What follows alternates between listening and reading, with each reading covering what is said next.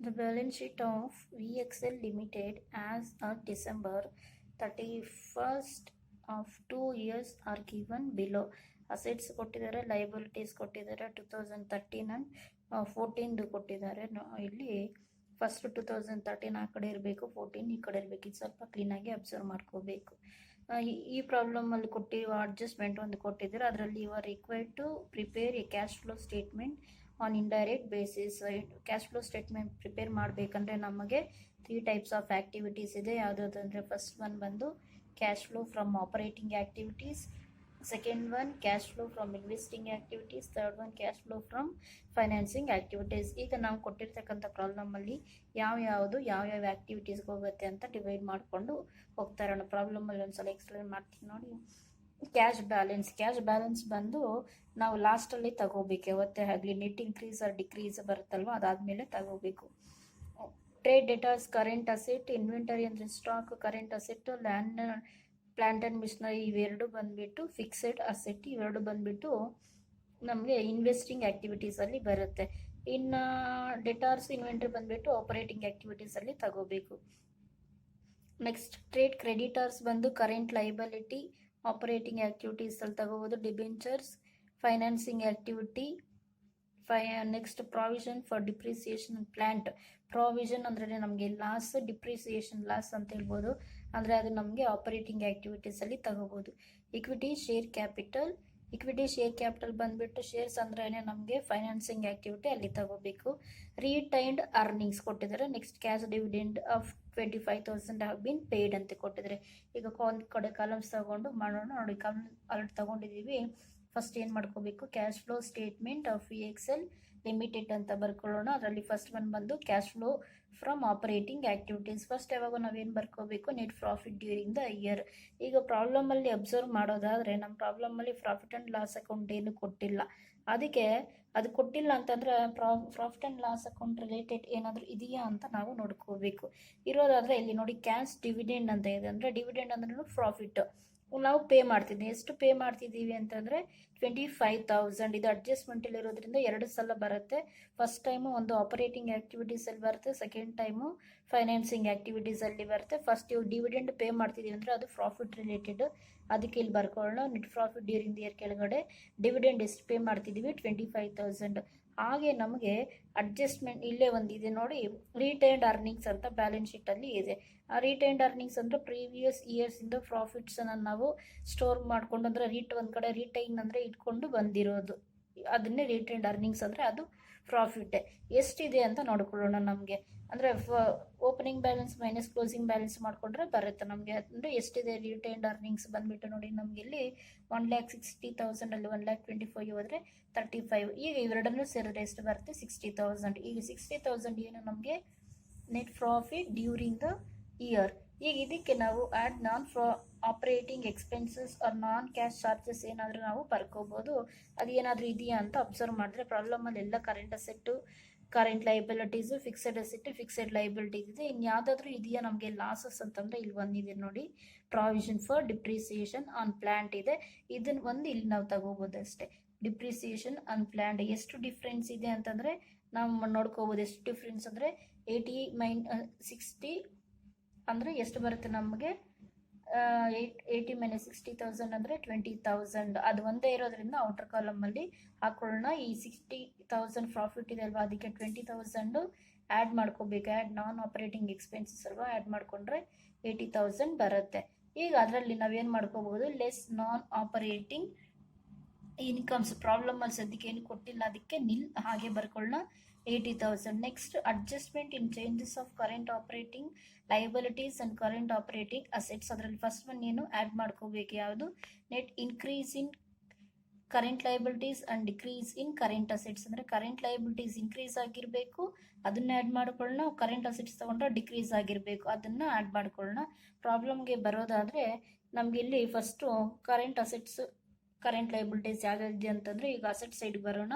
Cash balance ಇದೆ. First one cash balance ಬಂದು ನಾವು ಫಸ್ಟ್ ತಗೋಬಾರ್ದು, ಲಾಸ್ಟಲ್ಲಿ ನಾವು ತಗೋಬೇಕು, ಅದನ್ನ ಅದು ಮುಟ್ಟೋದು ಬೇಡ. ಟ್ರೇಡ್ ಡೇಟಾಸ್ ಇದೆ, ಕರೆಂಟ್ ಅಸೆಟ್ ಇದೆ. ಕರೆಂಟ್ ಅಸೆಟ್ ಬಂದರೆ ನಮ್ಗೆ ಇಲ್ಲಿ ನೋಡಿ ಡಿಕ್ರೀಸ್ ಇನ್ ಕರೆಂಟ್ ಅಸೆಟ್ ತಗೋಬೇಕಂದ್ರೆ ಡಿಕ್ರೀಸ್ ಆಗಿದ್ರೆ ಮಾತ್ರ ಅದರ ವ್ಯಾಲ್ಯೂ ತಗೋಬೇಕು. ಆದರೆ ಇಲ್ಲಿ ಡೇಟಾರ್ಸ್ ಕರೆಂಟ್ ಅಸೆಟ್ ಆಗಿದೆ, ಆದರೆ 75,000 ಇಂದ 1 ಲ್ಯಾಕ್ಗೆ ಇನ್ಕ್ರೀಸ್ ಆಗಿಬಿಟ್ಟಿದೆ. ಇನ್ಕ್ರೀಸ್ ಆಗಿದ್ರೆ ನಾವು ತಗೋಬೋದು, ಯಾಕಂದ್ರೆ ನಮ್ಗೆ ಸದ್ಯಕ್ಕೆ ಇಲ್ಲಿ ಕೇಳಿರೋದು ಡಿಕ್ರೀಸ್ ಆಗಿರೋದು ಮಾತ್ರ ಇಲ್ಲಿ ಅಲ್ವಾ, ಅದಕ್ಕೆ ಈಗ ಸದ್ಯಕ್ಕೆ ಇದು ಬೇಡ. ನೆಕ್ಸ್ಟ್ ಇನ್ವೆಂಟರಿ ಇದೆ. ಇನ್ವೆಂಟ್ರಿ ಇನ್ವೆಂಟ್ರಿ ಅಂದರೆ ಸ್ಟಾಕು ಕರೆಂಟ್ ಅಸೆಟ್ 1,40,000 ಇದ್ದಿದ್ದು 1,20,000 ಆಗಿದೆ, ಅಂದರೆ ಡಿಕ್ರೀಸ್ ಆಗಿದೆ. ಈಗ ಅದನ್ನು ನಾವು ತಗೋಬೋದು, ಇಲ್ಲಿ ಬರ್ಕೊಳ್ಳೋಣ. ಡಿಕ್ರೀಸ್ ಇನ್ ಇನ್ವೆಂಟರಿ ಎಷ್ಟು ಡಿಕ್ರೀಸ್ ಆಗಿದೆ ಅಂದರೆ ನಮಗೆ 20,000 ಆಗಿದೆ. ಇನ್ನೊಂದು ಕಾಲಮಲ್ಲಿ ಬರ್ಕೊಳ್ಳೋಣ, ಕರೆಂಟ್ ಅಸೆಟ್ ಅಂತಲೂ ಬರೆಯೋಣ. ನೆಕ್ಸ್ಟ್ ಏನಿದೆ, ಲ್ಯಾಂಡ್ ಪ್ಲಾಂಟ್ ಆ್ಯಂಡ್ ಮಿಷನರಿ ಬಂದು ಫಿಕ್ಸೆಡ್ ಅಸೆಟ್ ಅಂದರೆ ಅದಕ್ಕೆ ಇನ್ವೆಸ್ಟಿಂಗ್ ಆ್ಯಕ್ಟಿವಿಟೀಸಲ್ಲಿ ಬರುತ್ತೆ, ಅಂದರೆ ಈಗ ತಗೊಳ್ಳೋದು ಬೇಡ. ನೆಕ್ಸ್ಟ್ ಇನ್ನೇನಪ್ಪ ಬೇಕು ಅಂದ್ರೆ ಈಗ ಲೈಬಿಲಿಟೀಸ್ ಬಂದರೆ ಕರೆಂಟ್ ಅಸೆಟ್ ಏನಾದರೂ ಇದೆಯಾ ಅಂತ ಅಬ್ಸರ್ವ್ ಮಾಡೋಣ. ಕರೆಂಟ್ ಅಸೆಟ್ಸ್ ಆಗಿದೆ, ಕರೆಂಟ್ ಲೈಬಿಲಿಟೀಸ್ ಏನಾದ್ರು ಇದೆಯಾ ಅಂತ ನೋಡೋಣ. ಟ್ರೇಡ್ ಕ್ರೆಡಿಟರ್ಸ್ ಇದೆ, ಕರೆಂಟ್ ಲೈಬಿಲಿಟೀಸ್ ಆದರೆ ಇಲ್ಲಿ ನಮಗೆ ಇನ್ಕ್ರೀಸ್ ಇನ್ ಕರೆಂಟ್ ಲೈಬಿಲಿಟೀಸ್ ಅಂದರೆ ಇನ್ಕ್ರೀಸ್ ಆಗಿರೋದು ಮಾತ್ರ ತಗೋಬೇಕು, ಈಗ ಡಿಕ್ರೀಸ್ ಆಗಿರೋದು ಬೇಡ. ಕ್ರೆಡಿಟರ್ಸು 30,000 ಇಂದ 40, ಇಲ್ಲಿ 2013 ಲಾಸ್ಟಲ್ಲಿ ಕೊಟ್ಟಿದ್ದಾರೆ, 14 ಫಸ್ಟ್ ಕೊಟ್ಟಿದ್ದಾರೆ, ಅದಕ್ಕೆ ಹೀಗೆ ಹೇಳ್ತಿದ್ದೀನಿ. 30,000 ಇದ್ದಿದ್ದು ಏನಾಗಿದೆ 40,000 ಅಂದರೆ 10,000 ಏನಾಗಿದೆ ಇನ್ಕ್ರೀಸ್ ಆಗಿದೆ, ಇಲ್ಲಿ ಬರ್ಕೋಬೋದು.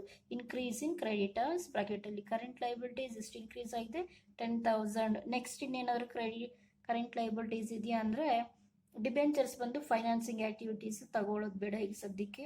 ಪ್ರಾವಿಷನ್ ಫಾರ್ ಡಿಪ್ರಿಸಿಯೇಷನ್ ತಗೊಂಡಿದ್ದೀವಿ.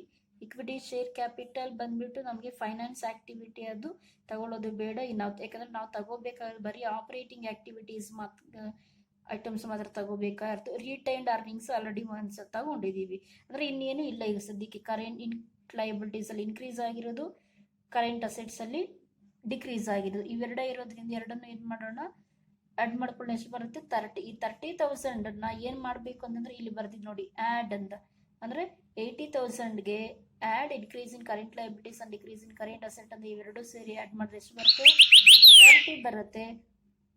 ಅದನ್ನು ನಾವೇನಪ್ಪ ಎಷ್ಟು ಬಂದರೆ 1,10,000 ರೂಪೀಸ್ ನಮಗೆ ಬರುತ್ತೆ. 1,10,000 ಏನು ಮಾಡಬೇಕು ಈಗ next less decrease in current liabilities and increase in current asset, ಅಂದರೆ ಕರೆಂಟ್ ಲೈಬಿಲಿಟೀಸ್ ಡಿಕ್ರೀಸ್ ಆಗಿರಬೇಕು, ಕರೆಂಟ್ ಅಸೆಟ್ಸ್ ಇನ್ಕ್ರೀಸ್ ಆಗಿರಬೇಕು. ಈಗ ನೆಕ್ಸ್ಟ್ ಹಾಗೆ ಬರೋಣ. ನಾವು ಫಿಕ್ಸೆಡ್ ಅಸೆಟ್ಸಲ್ಲಿ ನೋಡೋದಾದರೆ ಕರೆಂಟ್ ಅಸೆಟ್ಸಲ್ಲೂ ನೋಡೋದಾದರೆ ಕ್ಯಾಶ್ ಬ್ಯಾಲೆನ್ಸ್ ಬೇಡ, ಲಾಸ್ಟಲ್ಲೇ ತಗೊಳ್ಳೋಣ ಹೇಳಿರೋ ಹಾಗೆ. ಟ್ರೇಡ್ ಡೇಟಾರ್ಸ್ ನಮಗೆ ಏನಾಗಿದೆ 75,000 ಇದ್ದಿದ್ದು 1 ಲ್ಯಾಕ್ ಇನ್ಕ್ರೀಸ್ ಆಗಿದೆ, ಅಂದರೆ ಇಲ್ಲಿ ಹೇಳಿರೋದು ಈಗ ಸದ್ಯಕ್ಕೆ ಇನ್ಕ್ರೀಸ್ ಇನ್ ಕರೆಂಟ್ ಅಸೆಟ್ ಅಂದರೆ ಈಗ ತಗೋಬೋದು. ಇನ್ಕ್ರೀಸ್ ಇನ್ ಡೇಟಾರ್ಸ್ ಕರೆಂಟ್ ಅಸೆಟ್ ಎಷ್ಟು ಇನ್ಕ್ರೀಸ್ ಆಗಿದೆ ನಮಗೆ 25,000. ಹಾಗೆ ಇನ್ನೇನಾದರೂ ಇದೆಯಾ ಅಂತ ಅಬ್ಸರ್ವ್ ಮಾಡೋದಾದರೆ ಡೇಟಾಸ್ ಆದಮೇಲೆ ಇನ್ವೆಂಟರಿ ಆಗಿದೆ. ಲ್ಯಾಂಡ್ ಪ್ಲಾಂಟ್ ಆ್ಯಂಡ್ ಮಿಷನರಿ ಇನ್ನೊಂದ್ಸಲ ಹೇಳ್ತಿದ್ದೀನಿ, ಇದು ಫಿಕ್ಸೆಡ್ ಅಸೆಟ್ಸ್ ಎಲ್ಲ ಇನ್ವೆಸ್ಟಿಂಗ್ ಆ್ಯಕ್ಟಿವಿಟೀಸ್ ಕೆಳಗಡೆ ಬರುತ್ತೆ. ನೆಕ್ಸ್ಟ್ ಲೈಬಿಲಿಟೀಸ್ ಬರೋದಾದ್ರೆ ಟ್ರೇಡ್ ಕ್ರೆಡಿಟರ್ಸ್ ಬಂದು ಕರೆಂಟ್ ಲೈಬಿಲಿಟಿ, ಅದು ಆಲ್ರೆಡಿ ನಾವು ಕನ್ಸಿಡರ್ ಮಾಡಿದ್ದೀವಿ. ಡಿಬೆಂಚರ್ಸ್ ಇನ್ನೊಂದ್ಸಲ ಹೇಳ್ತಿದ್ದೀನಿ, ಅದು financing activities. Provision for depreciation ಅದು ನಮಗೆ ನಾನ್ ಆಪರೇಟಿಂಗ್ ಆ್ಯಕ್ಟಿವಿಟೀಸಲ್ಲಿ ಮೇಲೆಗಡೆ ತಗೊಂಡಿದ್ದೀವಿ. ಈಕ್ವಿಟಿ ಶೇರ್ ಕ್ಯಾಪಿಟಲ್ ಬಂದು ನಮಗೆ ಫೈನಾನ್ಸಿಂಗ್ ಆ್ಯಕ್ಟಿವಿಟಿ, ಅದು ಫೈನಾನ್ಸಿಂಗ್ ಆ್ಯಕ್ಟಿವಿಟೀಸ್ ಕೆಳಗಡೆ ಬರುತ್ತೆ. ಇನ್ನು ರಿಟೈನ್ಡ್ ಅರ್ನಿಂಗ್ಸ್ ತಗೊಂಡಿದ್ದೀವಿ, ಇನ್ನು ಅಡ್ಜಸ್ಟ್ಮೆಂಟ್ ಒಂದ್ಸಲ ತಗೊಂಡಿದ್ದೀವಿ, ಇನ್ನೊಂದ್ಸಲ ಅಲ್ಲಿಗೆ ಇನ್ನೇನು ಇಲ್ಲ ಈಗ ಸದ್ಯಕ್ಕೆ. ಅಂದರೆ ಇರೋದು ಈಗ ಒಂದೇ ಇರೋದು ನಮಗೆ ಡೇಟಾರ್ಸ್ ಬಂದು 25,000 ಏನು ಮಾಡೋಣ 1,10,000 ಏನು ಮಾಡ್ಕೋಬೇಕು ನಾವು ಲೆಸ್ ಮಾಡಬೇಕು ನೋಡಿ. 1,10,000 less decrease in current liabilities and increase in current asset, ಅಂದರೆ ಕರೆಂಟ್ ಅಸೆಟ್ ಒಂದೇ ಈಗಿರೋದು ನಮಗೆ, ಅದಕ್ಕೆ ಒಂದನ್ನೇ ತಗೊಳ್ಳೋಣ. 25,000 ಡಿಡಕ್ಟ್ ಮಾಡಿದ್ರೆ ಎಷ್ಟು ಬರುತ್ತೆ 85,000 ಬರುತ್ತೆ. 85 ಒಂದು ಪಾಸಿಟಿವ್ ಬಂದಿದೆ, ನಾವು ಇದನ್ನು ಔಟರ್ ಕಾಲಮಲ್ಲಿ ಹಾಕಿದ್ದೀನಿ, ಇನ್ನೇನು ಇಲ್ಲ. ಅಕಸ್ಮಾತ್ ಪ್ರಾವಿಷನ್ ಫಾರ್ ಟ್ಯಾಕ್ಸೇಷನ್ ಆ ಥರದ್ದು ಏನಾದರೂ ಕೊಟ್ಟಿದ್ರೆ ಇಲ್ಲ ತಗೋಬೋದಾಗಿತ್ತು, ನಮ್ಗೆ ಇಲ್ಲೇನು ಕೊಟ್ಟಿಲ್ಲ. ಅದಕ್ಕೆ ಏನು ಮಾಡೋಣ 85 ಔಟರ್ ಕಾಲಮ್ ಅದು ಪಾಸಿಟಿವ್ ಆಗಿರೋದ್ರಿಂದ, ಪಾಸಿಟಿವ್ ಅಂದರೆ ಕ್ಯಾಶ್ ಇನ್ಫ್ಲೋ ಆಗ್ತಾ ಇದೆ ಆಪರೇಟಿಂಗ್ ಆ್ಯಕ್ಟಿವಿಟೀಸಿಂದ, ಅದಕ್ಕೆ ನಾನು ಏನಂತ ಬರೆದಿದ್ದೀನಿ net cash inflow from operating activities. ಒಂದು ವೇಳೆ ಇದು ನೆಗೆಟಿವ್ ವ್ಯಾಲ್ಯೂ ಏನಾದರೂ ಬಂದಿದ್ದರೆ, ಅಕಸ್ಮಾತ್ -85 ಅಂತ ಬಂದಿದ್ರೆ ಇಲ್ಲಿ ನೆಟ್ ಕ್ಯಾಶ್ ಔಟ್ಫ್ಲೋ ಅಂತ ಬರೀಬೇಕಾಯಿತು. ಆದರೆ ಇಲ್ಲಿ ಪಾಸಿಟಿವ್ ವ್ಯಾಲ್ಯೂ ಬಂದಿರೋದ್ರಿಂದ net cash inflow from operating activities, ಅಲ್ಲಿಗೆ ಆಪರೇಟಿಂಗ್ ಆಕ್ಟಿವಿಟೀಸ್ ನಮಗೆ ಕಂಪ್ಲೀಟ್ ಆಯಿತು. Next second one cash flow from investing activities ತಗೊಳ್ಳೋಣ. ಇಲ್ಲಿ ನಾವು ಬರೀ ಫಿಕ್ಸೆಡ್ ಅಸೆಟ್ ಮಾತ್ರ ತಗೋಬೇಕಾಗುತ್ತೆ. ಫಿಕ್ಸೆಡ್ ಅಸೆಟ್ ಏನಿದೆ ಅಂತ ಪ್ರಾಬ್ಲಮ್ ಅಲ್ಲಿ ಅಬ್ಸರ್ವ್ ಮಾಡಿದ್ರೆ ನೋಡಿ, ಲ್ಯಾಂಡ್ ಇದೆ, ಪ್ಲಾಂಟ್ ಅಂಡ್ ಮಿಷನರಿ ಇದೆ. ಈಗ ಫಸ್ಟ್ ಏನಿದೆ, ಲ್ಯಾಂಡ್ ಇದೆ. ಲ್ಯಾಂಡ್ ಎಷ್ಟಿದೆ, ಫಸ್ಟ್ 2013 1 ಲ್ಯಾಕ್ ಇದೆ, ನೆಕ್ಸ್ಟ್ 80,000 ಬಂದಿದೆ. ಲ್ಯಾಂಡ್ ವ್ಯಾಲ್ಯೂ ಡಿಕ್ರೀಸ್ ಆಗಿದ್ರೆ ನಾವು ಅದನ್ನು ಸೇಲ್ ಮಾಡಿದ್ದೀವಿ ಅಂತ ಟ್ರೀಟ್ ಮಾಡ್ಕೋಬೇಕು. ಅದೇ ವ್ಯಾಲ್ಯೂ, ಅದೇ ಒಂದು ಅಸೆಟ್ ವ್ಯಾಲ್ಯೂ ಇನ್ಕ್ರೀಸ್ ಆಗಿದೆ ಅಂತಂದರೆ ನಾವು ಪರ್ಚೇಸ್ ಮಾಡಿದ್ದೀವಿ ಅಂತ ಟ್ರೀಟ್ ಮಾಡ್ಕೋಬೇಕು. ಈಗ 1 ಲ್ಯಾಕ್ ಇದ್ದಿದ್ದು 2013 80,000 ಆಗೋಗಿದೆ ಅಂದರೆ ವ್ಯಾಲ್ಯೂ ಏನಾಗಿದೆ, ಡಿಕ್ರೀಸ್ ಆಗಿದೆ. ಡಿಕ್ರೀಸ್ ಆಗಿದೆ ಅಂದರೆ ನಾವೇನು ಮಾಡಿದ್ದೀವಿ, ಅಸೆಟನ್ನು ಸೇಲ್ ಮಾಡಿದ್ದೀವಿ ಅಂತ ಟ್ರೀಟ್ ಮಾಡ್ಕೋಬೇಕು. ಇಲ್ಲಿ ಬರ್ಕೋಬೇಕು ಸೇಲ್ ಆಫ್ ಲ್ಯಾಂಡ್. ಎಷ್ಟು ನಾವು ಸೇಲ್ ಮಾಡಿದ್ದೀವಿ ಅಂದರೆ 1 ಲ್ಯಾಕ್ ಇದ್ದಿದ್ದು 80,000 ಈಗ ಆಗಿದೆ ಅಂದರೆ 20,000 ರುಪೀಸ್ ಲ್ಯಾಂಡನ್ನು ಸೇಲ್ ಮಾಡಿದ್ದೀವಿ. ಸೇಲ್ ಮಾಡಿದ್ರೆ ಕ್ಯಾಶ್ ನಮ್ಗೆ ಏನಾಗುತ್ತೆ, ಅಸೆಟ್ ಸೇಲ್ ಮಾಡಿದ್ರೆ ಕ್ಯಾಶ್ ನಮಗೆ ಇನ್ಫ್ಲೋ ಆಗುತ್ತೆ, ಒಳಗಡೆಗೆ ಬರುತ್ತೆ. ಅಂದರೆ ಒಳಗಡೆಗೆ ಬರುತ್ತೆ ಅಂದರೆ ನಮಗೆ ಕ್ಯಾಶ್ ವ್ಯಾಲ್ಯೂ ಏನಾಗುತ್ತೆ, ಇನ್ಕ್ರೀಸ್ ಆಗುತ್ತೆ. ಅಂದರೆ ನಾನು ಇಲ್ಲಿ ನೋಡಿ +20,000 ಹಾಕಿದ್ದೀವಿ, ಯಾಕಂದರೆ ಕ್ಯಾಶ್ ಇನ್ಫ್ಲೋ ಆಗ್ತಾ ಇದೆ ನಮಗೆ ಅಂತ. ನೆಕ್ಸ್ಟು ಇನ್ನೊಂದು ಅಸೆಟ್ ಕನ್ಸಿಡರ್ ಮಾಡಿದ್ರೆ ಪ್ಲಾಂಟ್ ಆ್ಯಂಡ್ ಮಿಷನರಿ ಇದೆ, 2 ಲ್ಯಾಕ್ಸ್ ಇದೆ. ನೆಕ್ಸ್ಟ್ 2,50,000 ಇದೆ. ಅಂದರೆ ಜಾಸ್ತಿ ಆಗಿದೆ. ಜಾಸ್ತಿ ಆಗಿದೆ ಅಂದರೆ ಅಸೆಟನ್ನು ನಾವು ಪರ್ಚೇಸ್ ಮಾಡಿದ್ದೀವಿ ಅಂತ ಅರ್ಥ. ಪರ್ಚೇಸ್ ಮಾಡಿದ್ದೀವಿ ಎಷ್ಟು, ಅದನ್ನು ಇಲ್ಲಿ ಬರ್ಕೊಳ್ಳೋಣ. ಬರ್ಕೋಬೇಕಾದ್ರೆ purchasing of plant and machinery ಎಷ್ಟು ಪರ್ಚೇಸ್ ಮಾಡಿದ್ದೀವಿ ಅಂದರೆ ನೋಡಿ, ಎಷ್ಟು ಫಸ್ಟ್ ಇದ್ದಿದ್ದು 2 ಲ್ಯಾಕ್ಸ್ ಮತ್ತು 2,50,000 ಆಗಿದೆ. ಅಂದರೆ ಎಷ್ಟು ನಮಗೆ ಡಿಫ್ರೆನ್ಸ್ ಬರುತ್ತೆ ಅಂದರೆ 50,000. ಒಂದು ಅಸೆಟನ್ನು ನಾವು ಪರ್ಚೇಸ್ ಮಾಡಿದ್ರೆ ನಮಗೆ ಕ್ಯಾಶ್ ಏನಾಗುತ್ತೆ, ಅಸೆಟ್ ಬರುತ್ತೆ ಒಳಗಡೆಗೆ, ಆದ್ರೆ ಕ್ಯಾಶ್ ಏನಾಗುತ್ತೆ, ಔಟ್ಫ್ಲೋ ಆಗುತ್ತೆ. ಔಟ್ಫ್ಲೋ ಆಗುತ್ತೆ ಅಂದರೆ ನಾವು ನೆಗೆಟಿವ್ ವ್ಯಾಲ್ಯೂ ಇಲ್ಲಿ ಬ್ರಾಕೆಟ್ ಹಾಕೋಬೇಕು. ಇಲ್ಲಿ ಅಂದರೆ -50,000 ಅಂತ ಅರ್ಥ. ಅಂದರೆ ಕ್ಯಾಶ್ ಔಟ್ಫ್ಲೋ ಆಗ್ತಾ ಇದೆ. ಅಸೆಟ್ ಪ್ಲಾಂಟ್ ಪರ್ಚೇಸ್ ಮಾಡಿದ್ರೆ ಕ್ಯಾಶ್ ಔಟ್ಫ್ಲೋ ಆಗ್ತಿದೆ ಅಂತ ನಾವು ಇಲ್ಲಿ ಬರ್ಕೋಬೇಕಂದ್ರೆ, ಪರ್ಚೇಸ್ ಅಂದ್ರೆ ಕ್ಯಾಶ್ ಔಟ್ಫ್ಲೋ ಆಗುತ್ತೆ. ಅಸೆಟ್ ಬರುತ್ತೆ, ಅದ್ರ ಕ್ಯಾಶ್ನ ಮಾತ್ರ ಕನ್ಸಿಡರ್ ಮಾಡಬೇಕು. ಕ್ಯಾಶ್ ಆಕ್ಟಿವಿಟೀಸ್ ಮಾತ್ರ ಕನ್ಸಿಡರ್ ಮಾಡಬೇಕಾಗಿರೋದು. ಈಗ ಇರೋದು ಎರಡೇ ಫಿಕ್ಸೆಡ್ ಅಸೆಟ್ಸ್ ಇರೋದು ಎರಡೇ.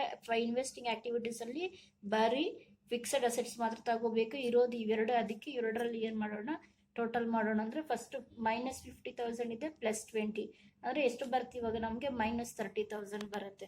-30,000 ಅಂದರೆ ಮೈನಸ್ ಅಂತಂದ್ರೆ ಏನು, ಕ್ಯಾಶ್ ಔಟ್ಫ್ಲೋ ಆಗ್ತಿದೆ ಅಂತ. ಅದಕ್ಕೇನಂತ ಬರ್ಕೋಬೋದು, net cash outflow from investing activities. ಅಕಸ್ಮಾತ್ ಅದು ಪ್ಲಸ್ ಇದ್ದಿದ್ರೆ ನಮಗೆ ಇನ್ಫ್ಲೋ ಆಗೋದು. ಈಗ ಇನ್ವೆಸ್ಟಿಂಗ್ ಮಾಡ್ತಿರೋದ್ರಿಂದ ಎಲ್ಲಾನು ಕ್ಯಾಶ್ ಏನಾಗ್ತಾ ಇದೆ, ಕ್ಯಾಶ್ ಮಾತ್ರ ಔಟ್ಫ್ಲೋ ಆಗ್ತಿದೆ, ಅಸೆಟ್ಸ್ ಬರ್ತಾ ಇದೆ.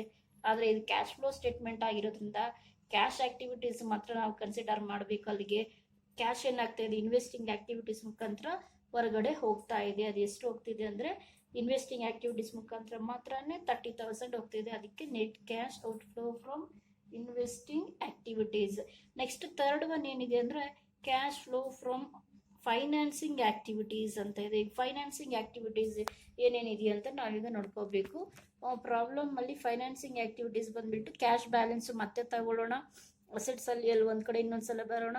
ಟ್ರೇಡ್ ಡೆಟಾರ್ಸ್ ಆಗಿದೆ, ಅದು ಕರೆಂಟ್ ಅಸೆಟ್ ಆಗಿರೋದ್ರಿಂದ ಇನ್ವೆಂಟರೀಸ್ ಕರೆಂಟ್ ಅಸೆಟ್ ತಗೊಂಡಿದ್ದೀವಿ. Land, plant and machinery, fixed asset already ತಗೊಂಡಿದ್ದೀವಿ. ಇನ್ನು ಲೈಬಿಲಿಟೀಸ್ ಸೈಡ್ ಬಂದರೆ ಟ್ರೇಡ್ ಕ್ರೆಡಿಟರ್ಸ್ ತಗೊಂಡಿದ್ದೀವಿ. ಡಿಬೆಂಚರ್ಸ್ ಇದೆ ಫೈನಾನ್ಸಿಂಗ್ ಆಕ್ಟಿವಿಟಿ ಅಂತ ಹೇಳಿದ್ದೀನಿ. ಈಗ ಇಲ್ಲಿ ಬರ್ಕೊಳ್ಳೋಣ. ಬರ್ಕೋಬೇಕಾದ್ರೂ ಫಸ್ಟ್ ಅದ್ರ ವ್ಯಾಲ್ಯೂ ನೋಡ್ಕೋಬೇಕು. ಫೈನಾನ್ಸಿಂಗ್ ಆಕ್ಟಿವಿಟೀಸ್ ವ್ಯಾಲ್ಯೂ ಈಗ ಶೇರ್ಸ್ ಆಗಿರ್ಬೋದು, ಡಿಬೆಂಚರ್ಸ್ ಆಗಿರಬಹುದು. ಓಪನಿಂಗ್ ಬ್ಯಾಲೆನ್ಸ್ ಇಂದ ಕ್ಲೋಸಿಂಗ್ ಬ್ಯಾಲೆನ್ಸ್ ಇನ್ಕ್ರೀಸ್ ಆಗಿದ್ರೆ ಇಶ್ಯೂ ಅಂತ ನಾವು ಟ್ರೀಟ್ ಮಾಡ್ಕೋಬೇಕು. ಅದೇ ವ್ಯಾಲ್ಯೂ ಡಿಕ್ರೀಸ್ ಆಗಿದೆ ಅಂದರೆ ರಿಡೆಂಪ್ಷನ್ ಅಂತ ನಾವು ತಿಳ್ಕೋಬೇಕು. ಈಗ ಡಿಬೆಂಚರ್ಸ್ ವ್ಯಾಲ್ಯೂ ನೋಡಿದ್ರೆ 1,50,000 ಇದ್ದಿದ್ದು 90,000ಗೆ ಬಂದಿದೆ ಅಂದರೆ ಅದರ ವ್ಯಾಲ್ಯೂ ಏನಾಗ್ತಿದೆ, ರೆಡ್ಯೂಸ್ ಆಗ್ತಿದೆ. ನಾವೇನಂತ ಬರ್ಕೋಬಹುದು ಈಗ, ರಿಡೆಂಪ್ಷನ್ ಆಫ್ ಡಿಬೆಂಚರ್ಸ್. ಎಷ್ಟು ರಿಡೆಂಪ್ಷನ್ ಅಂದರೆ ರೆಡ್ಯೂಸ್, ಎಷ್ಟು ರೆಡ್ಯೂಸ್ ಆಗಿದೆ ಡಿಬೆಂಚರ್ಸ್ ವ್ಯಾಲ್ಯೂ ಅಂತಂದರೆ 1,50,000 ಇದ್ದಿದ್ದು 80,000 ಎಷ್ಟು ರೆಡ್ಯೂಸ್ ಆಗಿದೆ ಅಂದರೆ 60,000 ರೆಡ್ಯೂಸ್ ಆಗಿದೆ. ಅಂದರೆ ಕ್ಯಾಶ್ ಬ್ಯಾಲೆನ್ಸ್ ಏನಾಗುತ್ತೆ, ಕಡಿಮೆ ಆಗ್ತಾ ಇದೆ ಅಂತ ನಮಗೆ ಅರ್ಥ. ಅಂದರೆ ಎಷ್ಟು ರೆಡ್ಯೂಸ್ ಆಗಿದೆ, 60,000. ಅದಕ್ಕೆ ಏನು ಮಾಡೋಣ, ಬ್ರಾಕೆಟ್ ಹಾಕೋಬೇಕು. ಕ್ಯಾಶ್ ವ್ಯಾಲ್ಯೂ ರೆಡ್ಯೂಸ್ ಆಗೋಗ್ತಿದೆ. ಅಕಸ್ಮಾತ್ ಇನ್ಕ್ರೀಸ್ ಆಗಿದ್ರೆ ಅದನ್ನ ಇಶ್ಯೂ ಆಫ್ ಡಿಬೆಂಚರ್ಸ್ ಅಂತ ತಗೋಬೋದಾಗಿತ್ತು, ಆವಾಗ +60. ಆದರೆ ಇಲ್ಲಿ ಇನ್ಕ್ರೀಸ್ ಆಗೋ ಬದಲು ಡಿಕ್ರೀಸ್ ಆಗಿರೋದ್ರಿಂದ ರಿಡೆಂಪ್ಷನ್ ಅಂತ ತಗೊಳ್ತಿದ್ದೀವಿ. ಜೊತೆಗೆ -60,000 ಅಂತ ನಾವು ಬರ್ಕೊಳ್ತಾ ಇದ್ದೀವಿ. ನೆಕ್ಸ್ಟ್ ಬಂದರೆ ಪ್ರಾವಿಷನ್ ಫಾರ್ ಡಿಪ್ರಿಸಿಯೇಷನ್ ಆಲ್ರೆಡಿ ತಗೊಂಡಿದ್ದೀವಿ.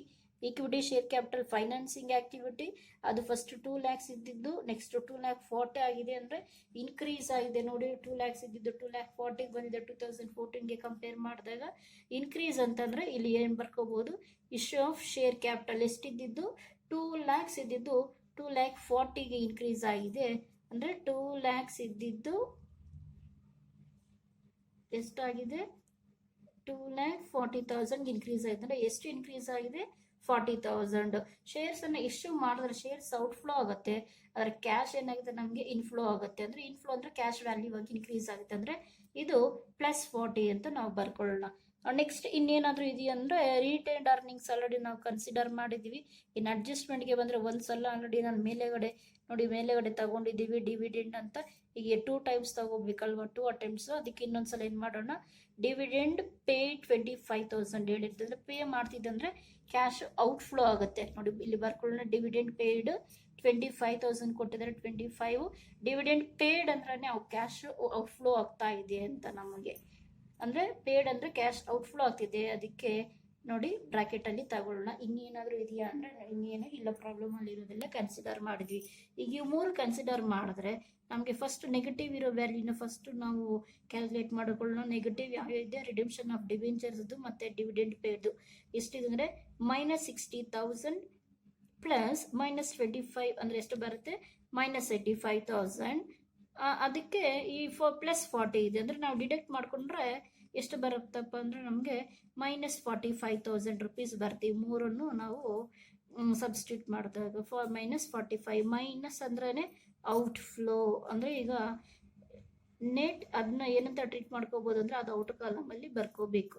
Net cash outflow from financing activity, ಯಾಕಂದರೆ ಇಲ್ಲಿ ನೆಗೆಟಿವ್ ವ್ಯಾಲ್ಯೂ ಬಂದಿರೋದ್ರಿಂದ. ಈಗ ಏನಪ್ಪ ಮಾಡ್ಕೋಬೇಕಂದ್ರೆ ಒಂದು ಗೆರೆ ಹಾಕ್ಕೊಂಡು ನಾವು ಕ್ಯಾಶ್ ಇನ್ಕ್ರೀಸ್ ಆಗಿದೆಯೋ ಡಿಕ್ರೀಸ್ ಆಗಿದೆಯೋ ಅದನ್ನು ತಗೋಬೇಕು. ಅದು ಹೇಗಪ್ಪ ತಗೋಬೇಕಂದ್ರೆ 3 activities ಇದೆ ಅಲ್ವಾ, operating activity, investing activity, financing activity, main ಬ್ಯಾಲೆನ್ಸನ್ನು ಕನ್ಸಿಡರ್ ಮಾಡ್ಕೋಬೇಕು. ಆಪರೇಟಿಂಗ್ ಎಷ್ಟಿದೆ, +85,000 ಇದೆ. ಇನ್ವೆಸ್ಟಿಂಗ್ ಎಷ್ಟಿದೆ, -30. ಫೈನಾನ್ಸಿಂಗ್ ಆಕ್ಟಿವಿಟೀಸ್ ಎಷ್ಟಿದೆ, -45,000. ಮೂರನ್ನು ಸಬ್ಸ್ಟಿಟ್ಯೂಟ್ ಮಾಡಿದ್ರೆ ಎಷ್ಟು ಬರುತ್ತೆ ನಮಗೆ, +10,000 ಬರುತ್ತೆ. ಪ್ಲಸ್ ಬಂದರೆ ನೆಟ್ ಇನ್ಕ್ರೀಸ್ ಅಂತ, ನೆಗೆಟಿವ್ ವ್ಯಾಲ್ಯೂ -1 ಅಂದರೆ ನೆಟ್ ಡಿಕ್ರೀಸ್ ಇನ್ ಕ್ಯಾಶ್ ಅಂತ ತಗೋಬೇಕು. ಈಗ ನಮಗೆ +10,000 ಅಂದರೆ ನೋಡಿ ಇಲ್ಲಿ ಮೈನ್ ಮಾತ್ರ +85 -30 -45 ಇಲ್ಲಿ ಅದನ್ನೇ ಬರ್ದಿರೋದು ನಾನು ಇಲ್ಲಿ. ಅಂದರೆ ಮೈನಸ್ ಇರೋ ವ್ಯಾಲ್ಯೂಸ್ ಫಸ್ಟ್ ಆ್ಯಡ್ ಮಾಡ್ಕೊಳ್ಳಿ.